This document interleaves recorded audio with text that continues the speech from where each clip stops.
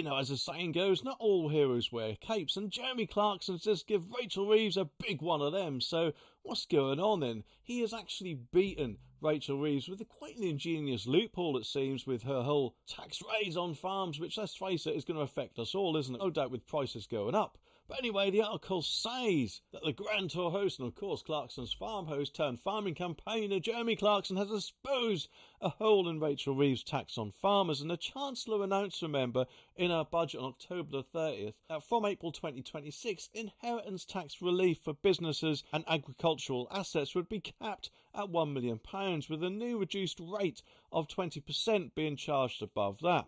And this, of course, was met with lots of passionate resistance from farmers and multiple protests taking place within Whitehall.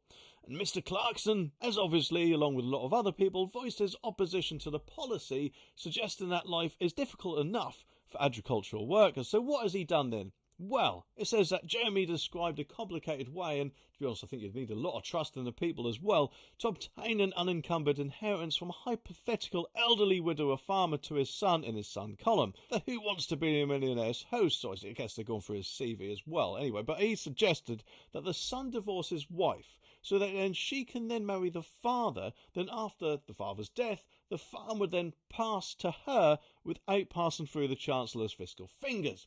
The scheme then pays off when the son remarries his ex-wife and mother-in-law, and this means that the farm is transferred from father to son without having to pay any of the punitive levy. So that does sound like it's beaten. However, as I said, you would need to place quite a lot of trust, because what would happen if your relationship broke down in the meantime? Because let's face it, we all don't know when we're going to kick the bucket, do we? And surely then what would happen if your wife decides that she doesn't actually want to be with you, or indeed the father anymore, and then runs off with basically, I guess, half the farm in a divorce settlement? But hopefully that will indeed not happen if you've been married to the woman for quite some time, or you're rock solid in your relationship. But you never know, do you? Although apparently this plan does have an issue with it, after the Cotswold seed sower suggested it to a farmer friend, and he said he couldn't possibly take advantage due to only having daughters. Mr. Clarkson then told him to relax and advised him to marry a son-in-law. Well, I'm sure that certainly would turn some heads with all of his mates in the pub, no doubt. But anyway,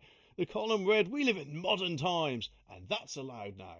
Mr. Clarkson ended by writing, "And it would be worth it just to see the cross look on Miss Reeves' face," and I'm guessing that would be a very cross look on her face. It does make me wonder, of course, after hearing this, if Rachel Reeves would then decide to add some sort of clause to make sure that this won't be possible, although I'm guessing if she did, she'd be peeing the farmers off even more than what she is already, eh?